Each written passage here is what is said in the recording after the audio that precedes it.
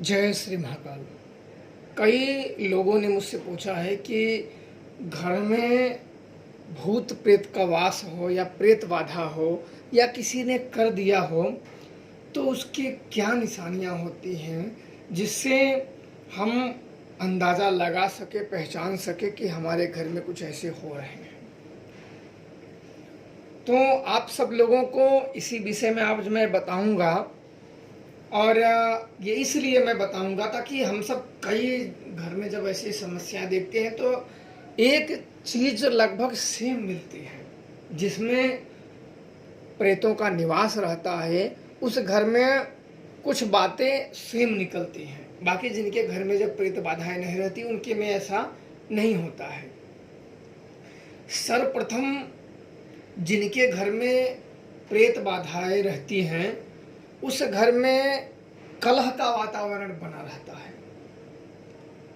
पिता पुत्र में या माता पिता में या भाई बहन में या सभी में कहीं ना कहीं मिसयूज के कारण वो झगड़े की स्थिति, कलह बना रहता है।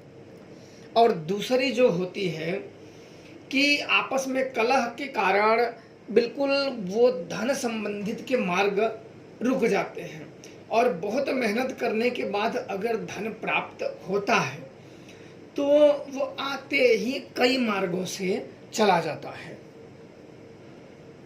तीसरा यह होता है कि उस व्यक्ति को अकारण ही अपयश का सामना करना पड़ता है, जिससे उसके घर में जब ऐसी चीजें की जाती हैं तो उसने कुछ ना किया हो तब भी वो अपयश का सामना उसे करना पड़ जाता है। उसकी समस्याएं सदैव बनी रहती हैं उसके जीवन में।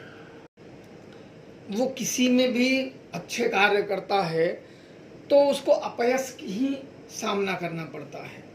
और उस घर में नेगेटिव शक्ति, भूत प्रेत और प्रबल हो जाते हैं जब कोई व्यक्ति कोई कार्य के लिए वो आगे चलता है तो आगे स्टार्टिंग में सब कुछ ठीक चलता है और लास्ट मोमेंट में, लास्ट समय जाते जाते उसका सारा काम खराब हो जाता है।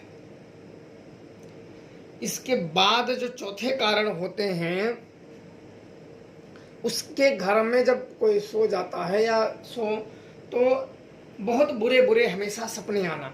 भूत प्रेत में अत्यधिक सपने तो सबको आते हैं लेकिन कभी कभी आते हैं। लेकिन जिस घर में ये भूत प्रेत बाधाएं होती हैं, किसी ने कर दिया हो या उसमें भूत प्रेतों का वास हो तो उसमें बहुत बुरा बुरा सपने आते हैं, मार काट, ये वो बड़ी तकलीफ वाला।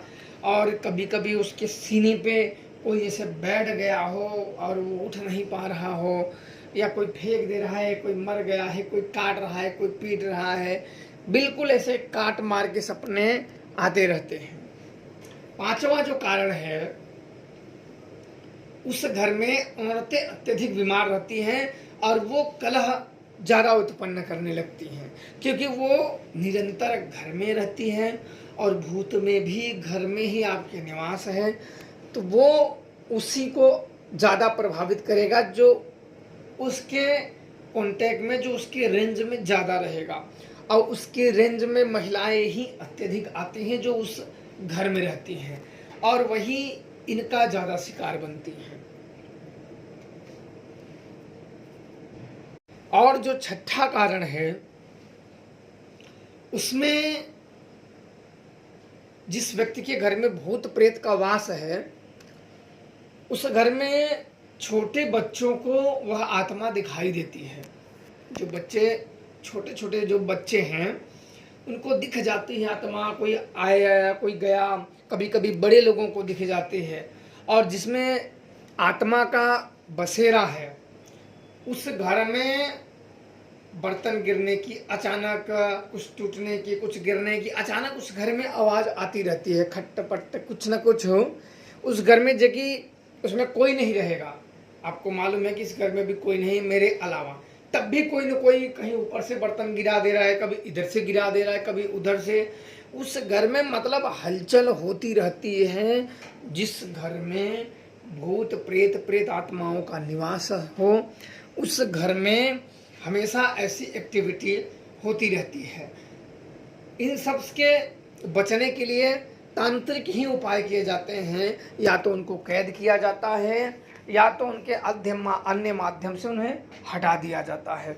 और यह हम बिल्कुल जो इनमें इस जानकारों में माहिर जानकार होते हैं वही यह सब कर पाते हैं, अन्यथा इसको और बढ़ाने कोई ऐसे तुच्छ मुच्छ लोग और इसको बढ़ा देते हैं। आपने कई ऐसे देखे होंगे कि लोगों को दिखा दिखा के थक गए हैं, तो लोगों को दिखा दिखा के इसलिए थक गए कि ये तुच्छ मुच्छ लोग होते हैं जिन्हें खुद ही नहीं पता होता है। इस कारण से ये समस्या ज़्यादा जड़ पकड़ लेती है। जब ज़्यादा जड़ पकड़ लेती है तो उसको बहुत मुश्किल होता है हटाने में।